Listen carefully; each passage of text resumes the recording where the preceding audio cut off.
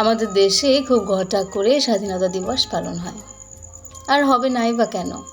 সেদিন ব্রিটিশরা আমাদের দেশ ছেড়েছিল। আনন্দের দিন আমাদের। তবে আদতেও কি মেয়েরা স্বাধীন হয়েছে? একটা মেয়ে বিয়ের পর যখন নিজের বাড়িতে যেতে যায়, নিজের বাবার বাড়িতে যেতে চায়, তখন হাজব্যান্ডের পারমিশনের অপেক্ষা করে। হাজব্যান্ড পারমিশন দিয়ে বলে, মাকে বলো, মা পারমিশন দিলে তবে যেও।